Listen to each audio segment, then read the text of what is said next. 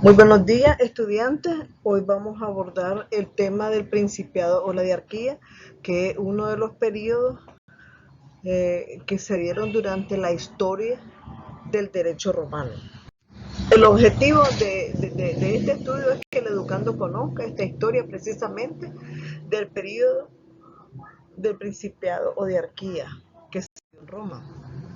Esta etapa histórica del principiado o la diarquía se inicia con el avenimiento de Augusto al poder y finaliza con la proclamación Diocleciano como emperador, es decir, del año 27 a.C. al 284 de nuestra era. Durante este periodo, el poder supremo es compartido por el Senado y el príncipe y el emperador. En los órganos legislativos aparecen notables cambios. Por un lado está la labor de los comicios, se torna prácticamente nula, pues las convocatorias para su reunión, las convocatorias para su reunión se ven cada día más espaciadas al punto que casi desaparecen, mientras el Senado va absorbiendo sus facultades y por otro lado el emperador obtiene gradualmente mayor poder hasta llegar en su persona todos los cargos políticos. En consecuencia, emite medidas legislativas que conocemos con el nombre de constituciones imperiales. Esto es uno de los puntos importantes de este periodo. Ya aquí empiezan a darse lo que ellos conocen como constituciones imperiales, ¿verdad? Podríamos afirmar que con Augusto el imperio alcanza su máximo esplendor en todos los aspectos, pero al mismo tiempo se inicia su decadencia. En un principio esta no es notoria y mucho menos aceptada por los romanos. Sin embargo, la declinación se refleja en la forma de vida del pueblo, así como en las medidas jurídicas que los gobernantes toman para controlarla. Jurídicamente será esta la época clásica del derecho. Sus fuentes formales siguen siendo las mismas del periodo anterior, que fue el de la República, a las que se suman las que ya están mencionadas, las tan mencionadas constituciones imperiales. Dentro de las fuentes formales tenemos que en esta época, en la época de Septimio Severo, ya son raros los senados consultos que encontramos. Por el contrario, resultan cada vez más frecuentes las constituciones imperiales. Existen cuatro clases de constituciones imperiales: la edicta, la mandata, la decreta y la restrictiva. Vamos a hablar de cada una de ellas. ¿En qué consistía la edicta? Bueno, estas eran disposiciones semejantes a los edictos que dictaban los magistrados, o sea, comunicaciones efectuadas de forma directa al pueblo. Aunque los edictos del emperador no tuvieran carácter jurisdiccional y su contenido fue muy variado. Podían aludir a asuntos de la administración provincial, a materias de derecho privado. La mandata los mandatos consistían en instrucciones dirigidas a los funcionarios, principalmente a los gobernadores de provincias, y los decretos, por su parte, eran decisiones judiciales tomadas por el emperador como magistrado supremo en juicio, y la rescripta son las respuestas del emperador a un funcionario o a un particular acerca de una cuestión de derecho que se le presentase a considerar. En esta época, vamos a hablar un poquito acerca de las características del derecho clásico. En esta época, el derecho romano alcanza su mayor grado de evolución. Roma había logrado su máxima expansión territorial. Recuerden que Roma llegó a ser un imperio muy poderoso por todas las conquistas que vino haciendo de los territorios, ¿verdad? Que ellos iban conquistando. Entonces, así es como llegó a ser un gran imperio y disfrutaba de largos periodos de tranquilidad y bienestar propicios para el desarrollo de su cultura en todas sus manifestaciones. Con las bases adquiridas en los últimos años de la República, el derecho se desenvuelve con rapidez y principalmente a través de la jurisprudencia. Se constituye una verdadera ciencia jurídica. Aquí vemos ya los albores de la figura jurídica ¿verdad? El nacimiento de esa figura jurídica. Las fuentes, como ya hemos visto, son muy variadas y las instituciones jurídicas se multiplican ahora. Si se aplica el principio de equidad buscando la individualización de la norma, que se ajusta al caso concreto, y así aparece, ¿verdad? El, el casuismo, es decir, la aplicación a los casos tan característicos del sistema jurídico romano. Luego vemos que se da el imperio absoluto. El imperio absoluto es el último de los periodos de la historia de Roma. Y vemos cuáles fueron las características del derecho clásico. En esta época el derecho romano, el periodo que conocemos con el nombre de imperio absoluto, en el cual todos los poderes se concentran en manos del emperador, no es más que una época en franca decadencia, pues abarca desde el inicio del reinado Diocleciano, en el año 284, hasta la caída de la ciudad de Roma, en el año de 476, por lo que toca al Imperio Romano Occidental, y hasta 1453, fecha en que cae la ciudad de Constantinopla, y termina hacia el Imperio Romano de Oriente. Durante todo el periodo se dieron incontables levantamientos y guerras civiles, así como invasiones de los pueblos bárbaros, a quienes resultaba cada vez más difícil contener. En el año 330 el emperador Constantino traslada la capital del imperio a la pequeña ciudad de Bizancio, situada en el estrecho del Bósforo, ya la que da el nombre de Constantinopla. Este emperador se convierte al cristianismo y lo reconoce como una religión oficial del Estado. En el año 395, Teodosio divide el imperio entre sus hijos.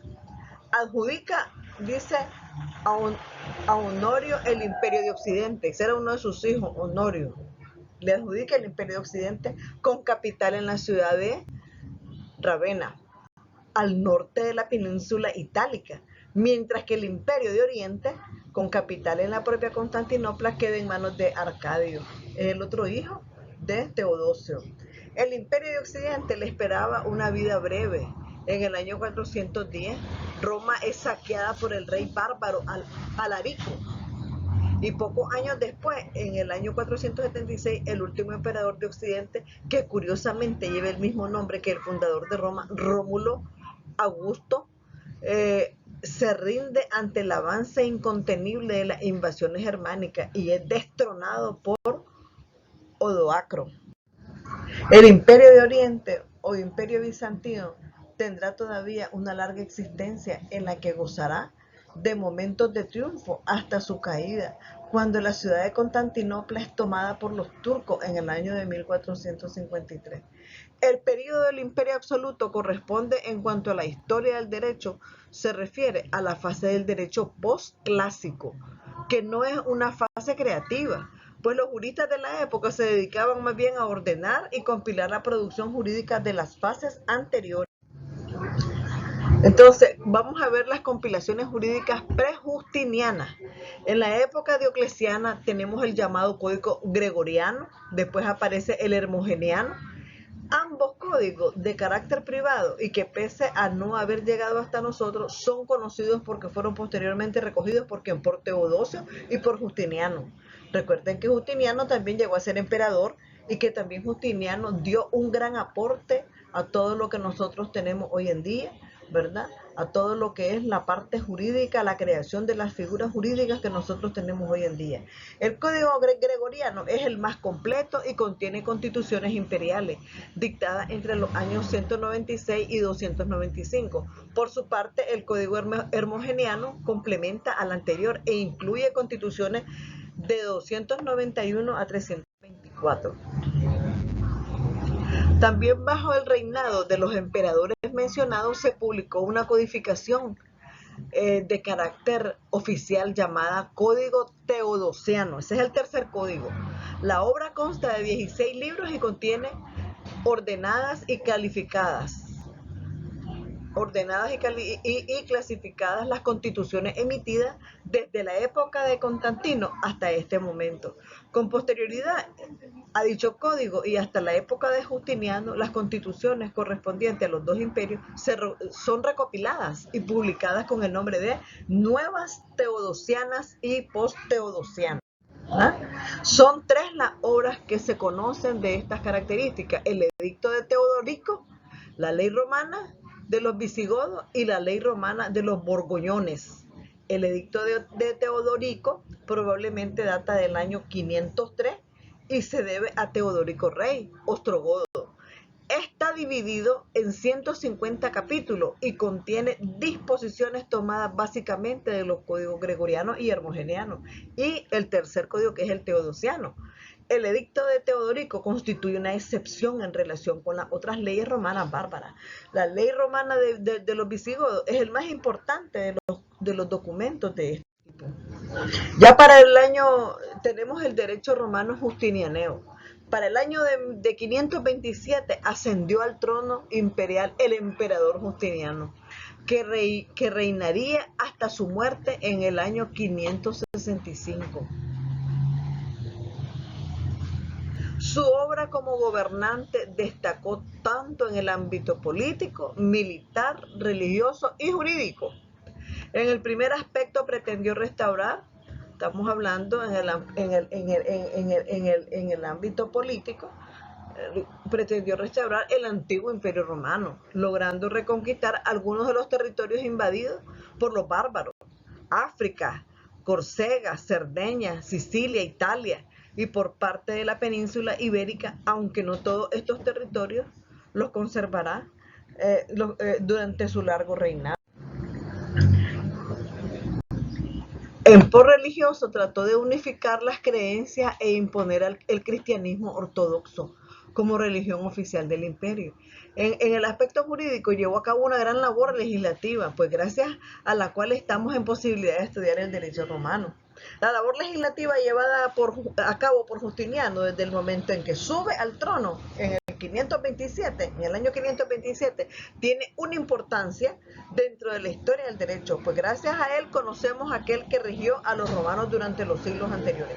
La inmensa labor legislativa alcanzada y efectuada por Justiniano tiene que ser contemplada desde un doble ángulo, como una tarea de codificación, o sea, de reunión y clasificación de todo el material jurídico que había integrado el derecho de los romanos hasta su época, y a la vez como una labor creativa, no solo en el sentido de que adoptó las normas jurídicas anteriores a las necesidades de la época, sino que también la serie de disposiciones dictadas de nueva cuenta durante su reinado. Es decir, él reformó leyes, él creó nuevas leyes, y él también derogó leyes que no respondían a las necesidades de la época. Con la muerte de Justiniano en el año 565 termina lo que se conoce como la primera vida del derecho romano. Vale decir, la etapa de su creación iniciada con la fundación de la ciudad de Roma en el año 753, ¿verdad? Al conjunto de la labor jurídica de Justiniano se le conoce con el nombre de Corpus Iuris Civili, que significa, ¿verdad?, que era un cuerpo de derecho civil y estaba compuesto por el código, el digesto, las instituciones y las novelas. Todo eso conformaba un cuerpo Iuris Civili. En el año 528 se nombra una comisión para reunir a los códigos gregoriano, hermogeniano y teodosiano en una sola obra. Dicha comisión tenía facultades para efectuar las modificaciones y aclaraciones necesarias, así como para eliminar las repeticiones que existieran. Entonces, ese cuerpo Juris Civili, de derecho civil, estaba compuesto por los códigos, el digesto, las instituciones y las novelas. El código está dividido en 12 libros, el primero de los cuales trata del derecho eclesiástico, de las fuentes del derecho y de los oficios de los funcionarios imperiales. Los libros segundo al octavo se dedican al derecho privado. El libro noveno se dedica al derecho penal, y finalmente del libro décimo al decimosegundo al derecho administrativo. El digesto es conocido también con el nombre de pandecta. Es una colección compuesta por citas de los escritos de los grandes jurisconsultos clásicos. La obra fue encargada en una comisión de juristas bajo la dirección de Triboniano y se compone de 50 libros. Estos se subdividen en títulos y fragmentos que constan de parágrafos numerados. Los redactores del digesto se dividieron en 3 subcomisiones, cada una de las cuales debía seleccionar un conjunto determinado de obras. La primera se encargó de revisar todo lo referente al derecho civil y a integrar lo que se conoce como Fondo Sabiniano, que está conformado básicamente por obras de Sabino y sus seguidores. Por su parte, la segunda comisión revisó, ¿verdad? Recuerden que se formaron 3 comisiones. La segunda comisión revisó las obras relacionadas con el derecho honorario, contenido en los edictos de los magistrados, e integró el fondo edictal. Finalmente, el tercer grupo, ¿verdad? El tercer grupo de la subcomisión se dedicó a analizar principalmente los escritos de Papiniano y otros grandes jurisconsultos y produjo el fondo Papiniano. Las características del derecho postclásico. Todo el derecho del imperio absoluto corresponde a la fase postclásica y se subdivide a su vez en derecho vulgar y derecho justinianeo.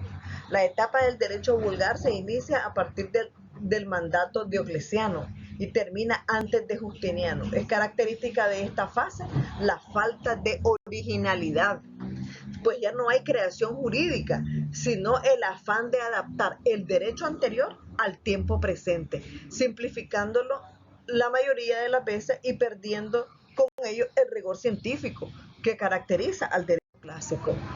Entonces, ¿qué ocurre con Roma?